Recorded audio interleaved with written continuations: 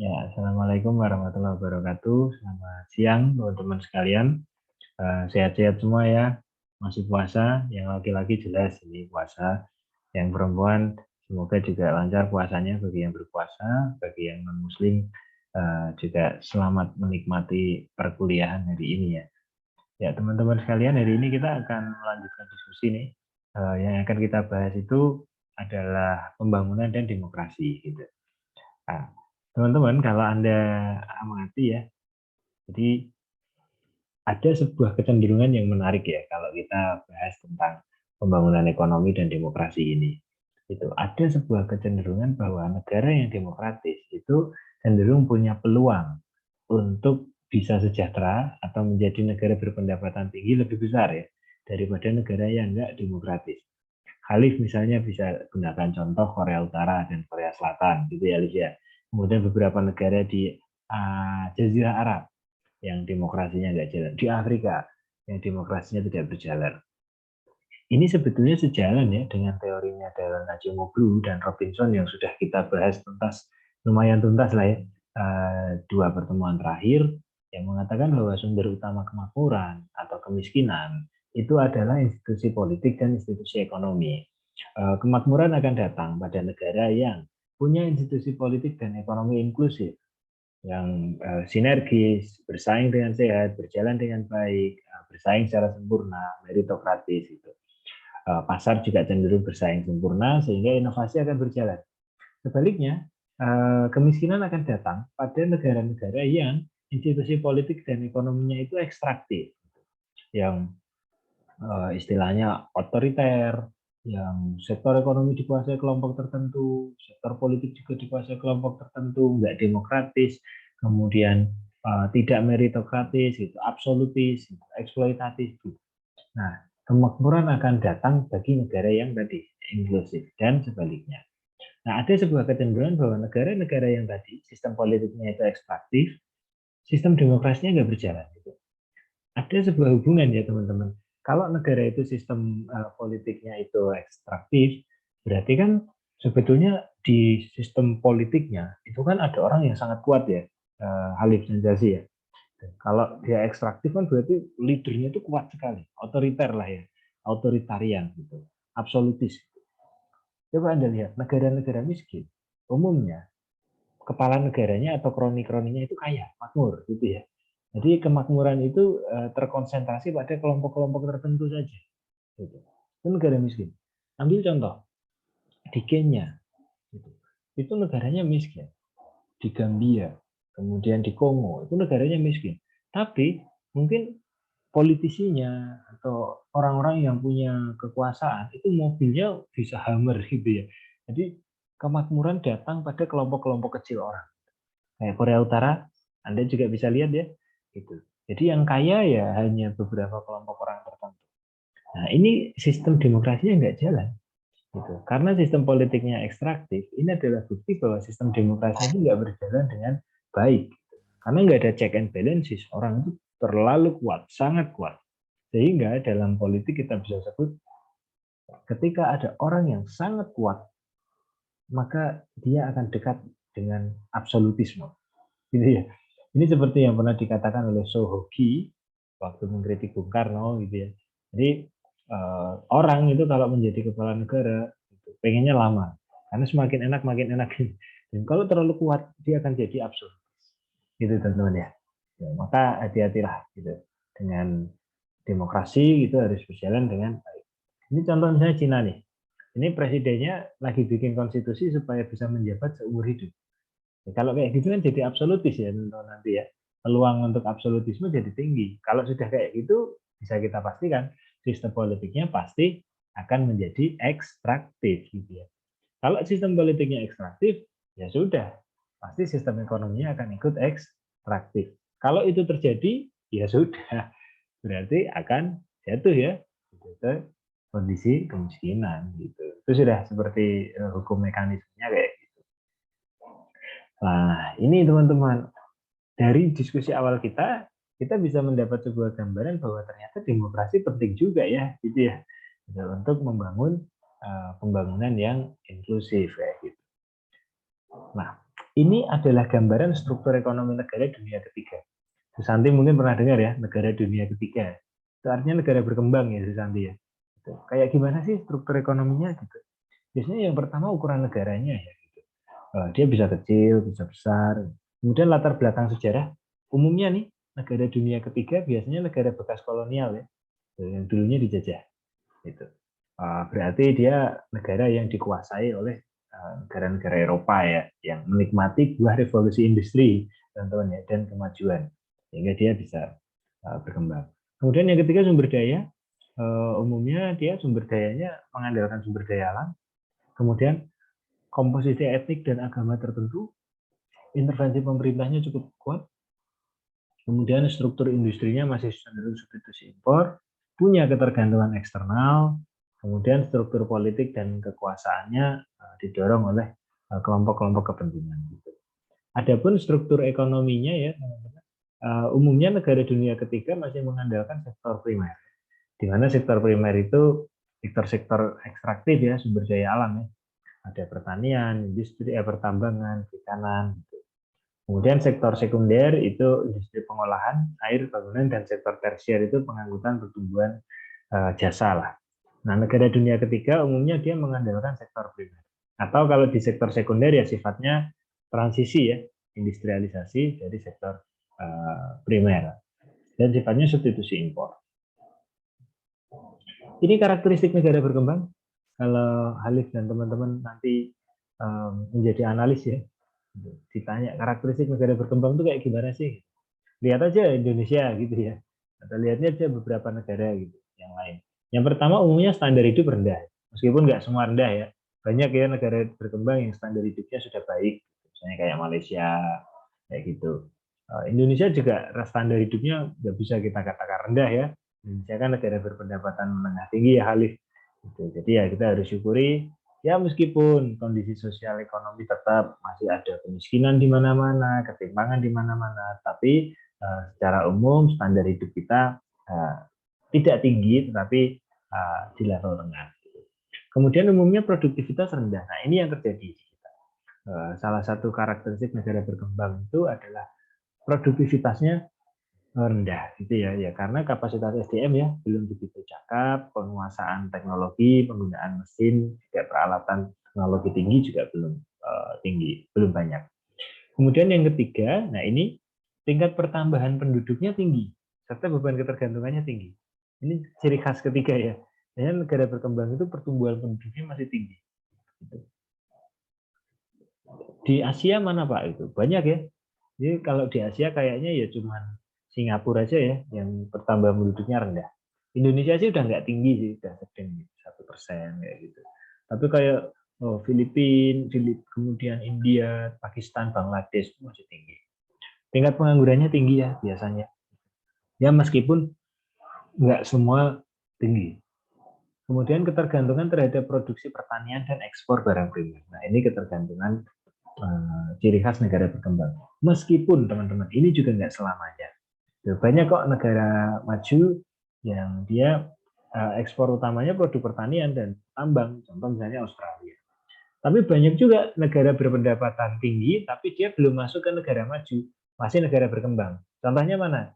Negara di Jazirah Arab ya, Khalif ya. Uni Emirat, Qatar, itu kan negara pendapatannya tinggi-tinggi ya. Di Jazirah Arab itu banyak. Tapi mereka belum negara maju, karena apa? Ini masih mengandalkan ekspor produk primer ya, gitu, tambang. Nah, ini contoh. Kemudian pasarnya juga tidak sempurna. Gitu. Dan dominasi dalam hubungan internasional. Dominasi atau ketergantungan dan kerapuhan dalam hubungan internasional. Ini beberapa karakteristik negara berkembang.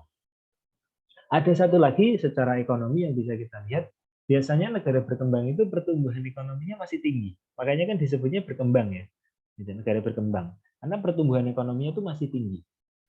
Jadi ketika Anda pertumbuhan ekonominya tinggi, itu menandakan kita itu masih pada fase increasing, return to scale. Jadi kita masih berkembang. Tapi kalau negara maju, biasanya pertumbuhan ekonominya itu udah rendah. Nah ini teman-teman tahu ya jawabannya. Kenapa negara maju pertumbuhan ekonominya rendah? Ya karena sudah apa Halif? Sudah apa? Full employment. Ya, betul. Karena kondisi perekonomian sudah penuh gitu. Tenaga kerja, teknologi sudah beroperasi penuh, sudah full employment. Ini ciri negara maju. Tingkat penganggurannya umumnya rendah juga ya.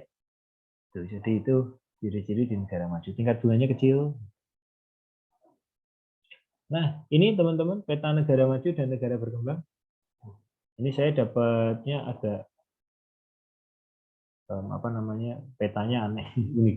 Ini negara maju kalau Anda mau lihat dia terkonsentrasi di beberapa negara ya. Di sebagian kecil di Eropa ya, di sebagian kecil Eropa hanya Eropa Barat, Selatan, sama Eropa Utara. Kemudian di Amerika Utara. Kemudian Asia juga paling Asia Timur ya. Kemudian di Oseania, Australia, Selandia Baru. Kemudian yang hijau ini transisi ya, menuju ke negara maju, dari Rusia dan sebagian Eropa Timur. Kemudian kalau yang orange ini sebenarnya bukan kurang berkembang, tapi ini negara berkembang lah ya, yang orange ini. Jadi ini negara berkembang nih, yang orange. Ini. Kemudian kalau yang merah ini masih terbelakang ya teman-teman. Nah, kalau Anda lihat jadi di sini di Afrika itu hampir tidak ada negara majunya ya, ya nggak teman-teman kan? Itu. Nah, kemudian di Asia juga, di Asia Timur yang negara maju itu hanya Jepang, Korea gitu ya. Itu kan karena mereka ini ya, Jepang kan karena dia udah revolusi dari, bukan revolusi, restorasi dari tahun 1800-an. Jadi industrialisasinya itu Jepang termasuk paling cepat. Gitu. Di saat negara-negara lain masih dikolonialisasi, Jepang itu sudah restorasi, gitu. Sudah mau industrialisasi di akhir 1800-an. Jadi kenapa Jepang itu maju? Nah, kita bisa pinjam bukunya Jared Diamond ya, Guns, Guns and Steel. Kunci satu peradaban maju adalah ketika dia berhasil transform dari budaya nomaden ke agrikultur, dari agrikultur ke industri ya, pengolahan. Jepang itu berhasil transform ke industri itu di tahun 1800-an akhir, ketika era restorasi Meiji, di saat negara lain masih kolonialisasi, masih di agrikultur. Jadi makanya di sini lama, ini karena industrialisasinya agak lama. Nah, Korea setelah perang Korea ya, itu termasuk cepat ini. Tapi yang cepat pun yang Korea Selatan ya, Afif ya, yang Korea Utara lama gitu kan. Ya karena tadi institusi politik dan ekonomi ternyata menyebabkan. Nah di sini enggak. Nah, yang menarik apa nih teman-teman? Menurut Kusnet, ada beberapa karakteristik negara maju dan beberapa prasyaratnya juga. Yang pertama, tingkat pertumbuhan output dan pertumbuhan ekonominya tinggi ya. Ini prasyarat negara maju. Kemudian yang kedua, produktivitasnya tinggi. Kemudian transformasi struktural ekonominya tinggi, artinya cepat ya. Dari agraris ke industri, dari industri ke jasa. Kemudian transformasi struktural sosial dan ideologi juga tinggi. Teman-teman, ketika satu negara itu mengalami transformasi ekonomi dari agraris ke industri, dari industri ke jasa, sebetulnya yang berubah itu nggak cuma ekonomi aja loh. Coba teman-teman sadari. Pasti tatanan sosial dan ideologi itu juga berubah. Orangnya itu juga berubah. Ya nggak, Khalif? Coba Khalif lihat Jepang. Di masa sebelum restorasi, Jepang masih dipimpin oleh klan Tokugawa ya, yang dia memimpin pemerintahan di Jepang. Kaisar itu hanya simbol aja. Jepang kan tertutup, tapi budaya Jepang tradisional keren ya, itu masih mengakar. Tapi begitu Jepang itu membuka diri menjadi negara maju, membuka diri industrialisasi, nilai-nilai budaya itu kan banyak tercapit hilang ya, teman-teman. Nilai sosial masyarakat sudah mengalami perubahan. Anda kalau mau lihat, nonton aja film The Last Samurai. Nah itu bagus tuh. Jadi dia bisa menggambarkan pada saat Jepang memasuki masa restorasi, itu orang-orang misalnya yang biasa pakai baju samurai, itu sekarang diolok-olok. Gaun, deso, kuno. Nah, pakaian itu kayak tuxedo, kayak pakaiannya Eropa. Nah gitu. Orang juga menjadi lebih individualistis gitu ya. Nah teman-teman, apa yang mau kita bicarakan hari ini? Sebetulnya ketika terjadi transformasi struktural ekonomi dari agraris ke industri, dari industri ke jasa, sebetulnya akan diikuti juga transformasi struktural pada bidang sosial, gitu ya, ideologi, budaya, politik juga. Yang kita bisa lihat mungkin dari tradisional ke industri, otomatis masyarakat juga akan berubah menjadi lebih kapitalistik, ya, lebih individualistik gitu ya. Karena ada transformasi sosial di situ. Nah, kemudian ada kecenderungan negara maju itu merambah bagian dunia yang lain. Teman-teman lihat, negara-negara maju, dia akan cenderung untuk berinvestasi di negara berkembang. Ya enggak? Merambah ke dunia yang lain. Terus nanti bisa lihat kan, misalnya Amerika, dia maju, dia merambah ke Asia, kemana-kemana, ya enggak? Memperluas cengkramannya. Apa yang menjadi alasan itu? Alasannya adalah salah satunya, di negaranya sendiri, kan kondisinya sudah full employment. Dia mau bangun apa lagi di negaranya, ya kan? Kondisinya udah full employment, istilahnya nanam uang di situ kan udah nggak menguntungkan lagi, bunganya kan udah kecil, ya kan? Nah, uang itu kan harus dipindah ke negara lain yang lebih menguntungkan, kan gitu ya, teman-teman ya. Nah, itu alasan kenapa negara maju merambah bagian dunia yang lain ya, karena dia ingin memperluas pasarnya, cengkramannya, dia ingin memindahkan uangnya ke tempat yang lebih menguntungkan. Uang itu kan kayak air. Kalau air mengalir dari tempat yang tinggi ke tempat yang rendah, kalau uang itu kan investasi akan mengalir dari tempat yang return-nya rendah ke tempat yang return-nya tinggi kan. Nah, kalau di negara maju kan return-nya udah rendah karena udah full employment. Orang nabung, Susanti kalau sekarang tinggal di Jepang tingkat bunganya minus Susanti. Jadi kalau kamu nabung uangmu malah susut. Jadi nggak hanya susut karena inflasi, tapi susutnya itu karena emang bunganya minus. Jadi udah kena biaya administrasi, bunganya minus. Nah, itu kira-kira teman-teman. Kemudian terbatasnya penyebaran pertumbuhan ekonomi yang hanya mencapai sepertiga bagian penduduk dunia. Nah, kalau kita lihat kan pertumbuhan ekonomi itu nggak dialami oleh semua negara ya. Jadi hanya dialami oleh beberapa bagian belahan dunia saja yang menikmati kemajuan dan pertumbuhan ekonomi. Nah, kita lanjutkan politik gitu. Politik dan kebijakan pembangunan. Ada satu kata kunci di sini bahwa pemerintahan yang efektif ini tidak hanya diperlukan karena ada kegagalan pasar, tapi ini diperlukan untuk meraih tujuan pembangunan ekonomi. Menurut Keynes, itu kan peran pemerintah penting ya teman-teman untuk mempengaruhi perekonomian lewat kebijakan. Karena saat itu ketika dunia menggunakan mazhab klasik, di mana peran pemerintah itu minimal, malah terjadi kegagalan pasar ya, yang membawa dunia masuk ke krisis tahun 1920-an. Sehingga Keynes masuk memberikan saran pemerintah harus campur tangan dalam perekonomian melalui kebijakan fiskal atau moneter gitu. Pasar itu nggak akan sempurna. Jadi invisible hands yang disebut itu nggak akan terjadi.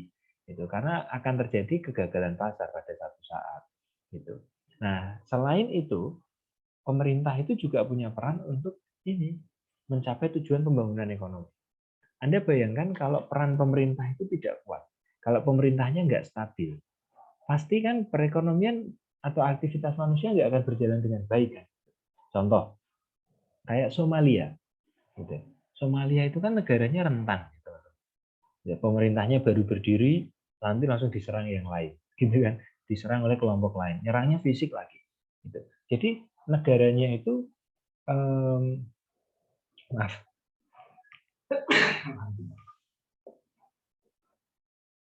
jadi negaranya terlalu banyak berkubang dalam perang saudara.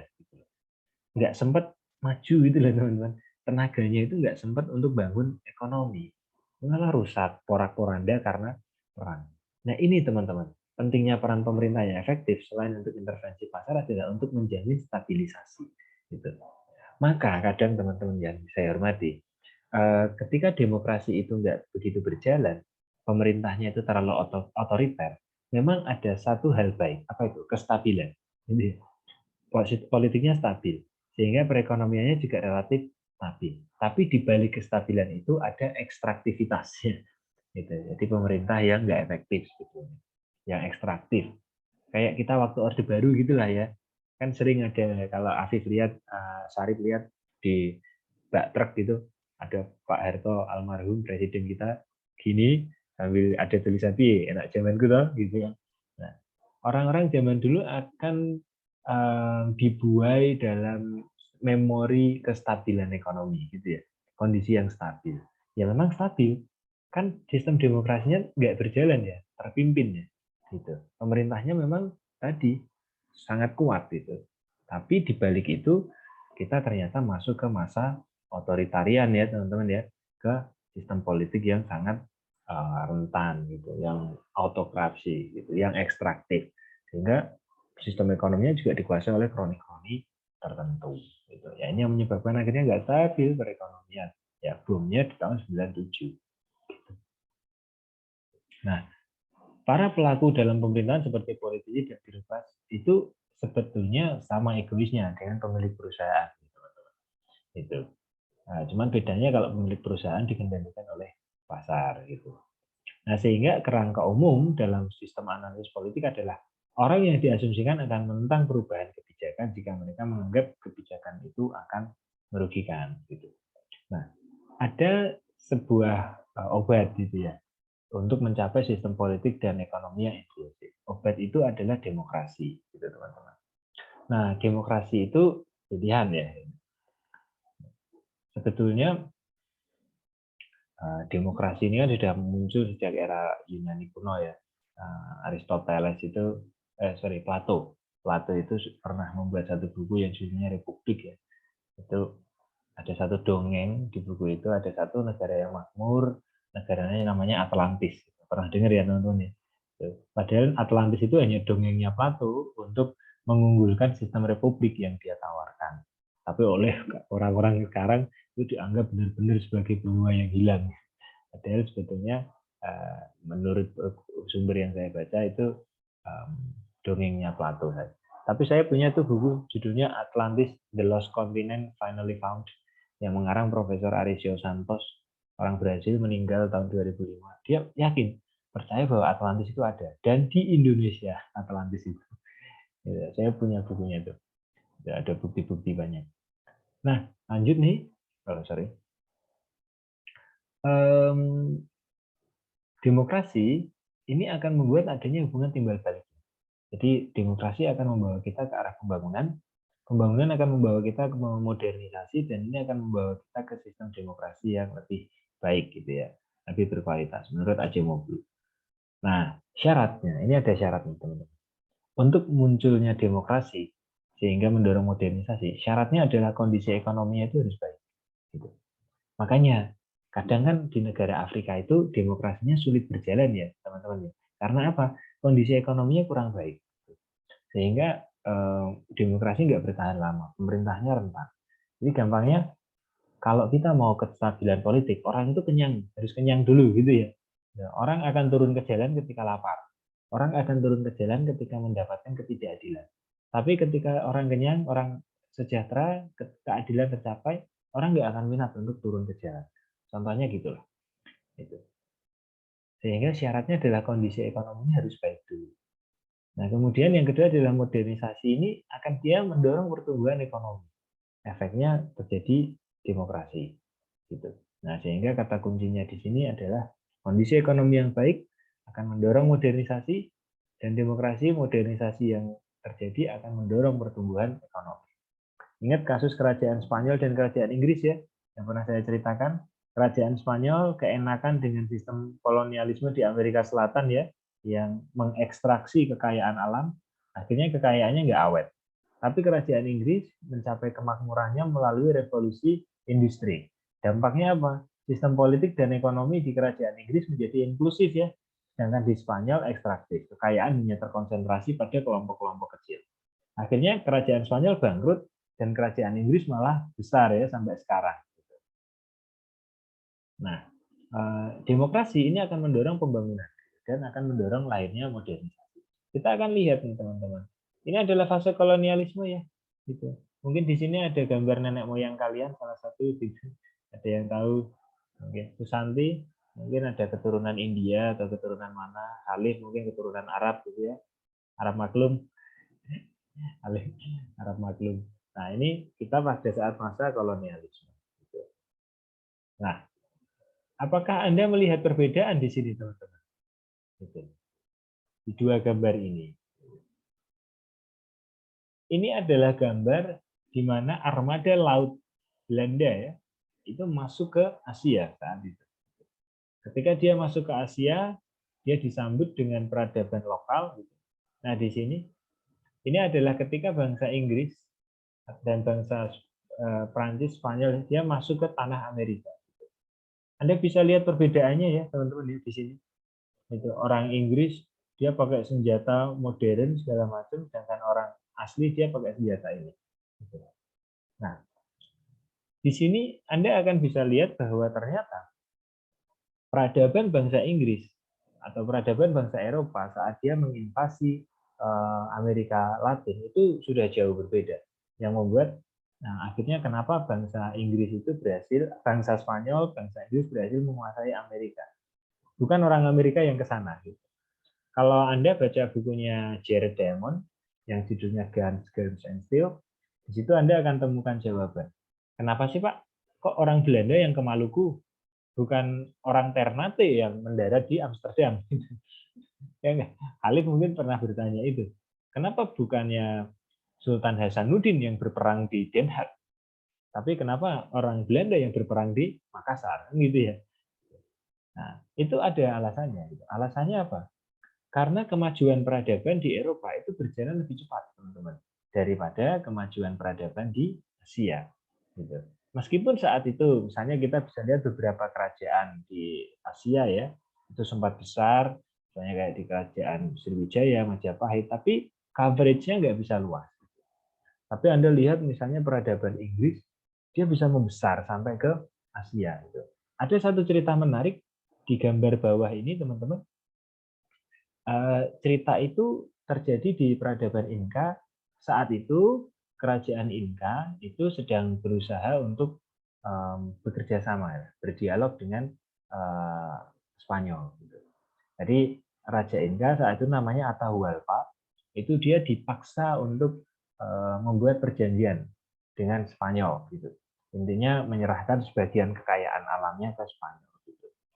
Nah, saat itu Raja Atahualpa nggak mau.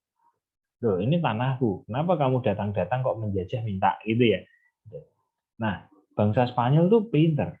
Gitu. Dia tahu bahwa peradaban Inka saat itu memang maju. Tapi dari sisi kemampuan berperang, kemampuan militer itu kalah. Karena bangsa Inka itu dia hanya mengandalkan senjatanya itu dari kayak kapak batu gitu loh teman-teman. Terus pedang, mentok-mentoknya itu pedang. Sedangkan bangsa Spanyol saat itu sudah punya senapan, sudah punya meriam, gitu. Sudah punya kapal besar. Jadi intinya kemampuan kavalerinya itu udah jauh lah. Gitu. Nah, sedangkan bangsa Inka masih itu. Nah, kemudian salah satu yang menjadi alasan adalah di peradaban Inka itu tidak ada binatang yang bisa didomestifikasi. Binatang yang didomestifikasi itu maksudnya binatang liar, kemudian dibikin jadi binatang ternak jinak gitu loh, untuk dimanfaatkan. Jadi di peradaban Inka tuh nggak ada. Sedangkan di Eropa saat itu, peradaban Eropa berhasil mendomestifikasi kuda. Di Asia ya, dan di Eropa, itu banyak binatang bisa didomestifikasi. Sapi, didomestifikasi ya, diambil susu dan daging. Kambing juga. Kuda, dia mungkin susunya nggak banyak, dagingnya nggak ini, tapi didomestifikasi tenaganya ya. Gitu. Nah, di Arab bahkan mendomestifikasinya unta. Nah, di sini tuh nggak ada. Makanya kalau Anda lihat penduduk asli Amerika Selatan kan nggak ada tuh dia yang nunggang tapir. Gitu ya. Nggak ada. Ya, karena nggak ada kuda juga, nggak ada binatang yang bisa didomestifikasinya. Itu sudah jadi satu keunggulan. Nah, singkat kata, Spanyol berhasil mengajak Raja Atahualpa ini untuk berunding. Berundingnya itu di sebuah padang besar. Namanya itu lapangan Cajamarca. Itu. Di situ ada ratusan ribu orang Inka, Raja Atahualpa beserta pasukannya, dan bangsa Spanyol itu hanya berapa ribu orang. Gitu. Tapi ketika sampai di lapangan Cajamarca, Raja Atahualpa itu diculik, disandra. Nah, kemudian terjadilah perang. Tapi perang itu merugikan. Karena apa? Ibaratnya pasukan Inka itu ada di dalam mangkok gitu loh teman-teman. Jadi lapangan Cajamarca itu lapangan luas tapi dikelilingi bukit gitu ya. Kemudian semua pasukannya itu ada di situ. Sedangkan bangsa Spanyol itu dia pasukan berkuda, ada kavaleri, ada senjata, dan segala macam. Udah jadi ladang pembantaian. Habis ini nanti Anda silakan cari di Google tragedi Kacamata. Nah, di situ kita akan bisa melihat perbedaan teknologi peradaban Inka dan Eropa itu bisa memutar sejarah. Dan Anda akan temukan jawaban kenapa bangsa Spanyol berhasil ke Amerika. Karena dia unggul dari sisi teknologi. Dia berhasil mengembangkan budaya navigasi jauh lebih dulu daripada bangsa Amerika yang nggak berkembang. Gitu. Nah, kita kembali ke sini nih, teman-teman. Nah, di sini ada satu kata kunci. Upayakan pembangunan ekonomi lebih dahulu daripada pembangunan politik. Gitu. Karena tadi ya, syarat demokrasi berjalan, kondisi ekonomi harus stabil ya, Halis. Maka kalau kita mau sistem demokrasinya berjalan, politiknya itu berjalan dengan baik, maka pembangunan ekonominya itu harus berjalan dulu. Gitu. Pembangunan ekonomi akan membawa ke arah kesejahteraan, dan kesejahteraan akan membuat orang itu lebih percaya dengan demokrasi. Gitu. Ini seperti di kasus revolusi industri. Gitu. Nah, kebutuhan demokrasi ini baru akan tumbuh apabila tingkat kehidupan lebih baik, pendidikan lebih baik, dan terjadi keterbukaan. Jadi masyarakat itu saling terbuka. Nah, teman-teman sekalian, nah ini lihat hasil dari revolusi industri yang membawa masyarakat menuju ke arah demokrasi. Gitu. Nah, ada satu hal yang menarik nih teman-teman. Gitu. Ada sebuah penelitian. Kalau pendapatan per kapita satu negara itu kurang dari $1.500 per tahun, harapan hidup demokrasi itu hanya 18 tahun. Tapi kalau pendapatan per kapita satu negara itu di atas $6.000 per tahun, maka harapan hidup demokrasi itu lebih panjang. Kemudian probabilitas terjadinya kegagalan demokrasi itu hanya 0,002%. Kesimpulannya apa nih teman-teman? Ada hubungan yang erat ya antara pembangunan ekonomi dan demokrasi. Kemudian yang kedua, makin sejahtera masyarakat satu negara, makin demokratis kehidupan di negara itu. Kemudian pembangunan ekonomi di satu negara ini akan memberikan jaminan demokrasi di situ itu subur atau enggak. Jadi apa? Makin sejahtera satu negara, makin negara itu demokrasinya bisa berjalan lebih panjang. Dan makin sejahtera satu negara, maka kemungkinan demokrasi itu untuk gagal itu semakin kecil. Gitu. Ya kan kalau orang udah kenyang semua, sejahtera semua, ngapain turun ke jalan ya Halu? Orang udah puas kok gitu. Gitu. Kayak di Singapura gitu. Ngapain orang protes turunkan presiden? Orang-orangnya sejahtera semua. Orang-orang yang protes itu kan adalah orang-orang yang sebetulnya enggak tidak menikmati buah dari pembangunan kan gitu. Atau dia bersolidaritas. Gitu. Nah itu kira-kira teman-teman sekalian. Nah ini adalah tingkat kebebasan ya. Di negara-negara di dunia Anda bisa lihat di sini yang hijau itu bebas ya, tingkat kebebasan. Rata-rata di benua Amerika udah bagus, bebas atau paling nggak partially free. Di Asia gimana? Di Asia rata-rata parah ya. Jadi kebebasan di Asia itu nggak begitu bagus. Ya mungkin ini bagus di India, di Mongol, Jepang, Korea. Jadi Indonesia lumayan. Gitu. Jadi ibaratnya kebebasan yang nggak sangat bebas. Gitu. Kemudian di negara kayak ini, Thailand, Cina, Arab itu not free ya. Demokrasinya nggak berjalan bagus. Kalau demokrasi nggak jalan kayak gini ya udah, besar kemungkinan ekstraktif ini kan gitu ya teman-teman ya, sistem politiknya kan. Gitu.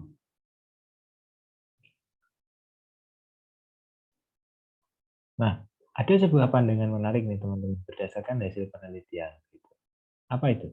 Yang pertama ada sebuah pandangan bahwa penentu keberhasilan itu sebetulnya bukan demokrasi Halif, gitu. Tetapi penegakan hukum sebetulnya. Jadi demokrasi itu istilahnya bingkai. Tapi yang menjadi kunci utama itu sebetulnya penentu keberhasilan pembangunan itu bukan demokrasinya, tapi penegakan hukumnya. Gitu. Kemudian menurut Rodrik ya, di penelitiannya tahun 2000, dia mengatakan bahwa demokrasi ini adalah institusi induk. Dia akan menciptakan kualitas institusi lain, termasuk good governance. Gitu. Nah, institusi itu aturan main ya, menurut Rodrik ya. Gitu. Nah, ini beberapa dilemanya ya. Pembangunan ekonomi ini memerlukan langkah cepat, tepat, jangka panjang, efeknya dia butuh kebijakan tepat, tapi dia sering terhambat oleh kondisi politik dan jargon demokrasi. Gitu. Itu ya kira-kira teman-teman yang bisa saya sampaikan. Silakan kalau ada yang mau ditanyakan.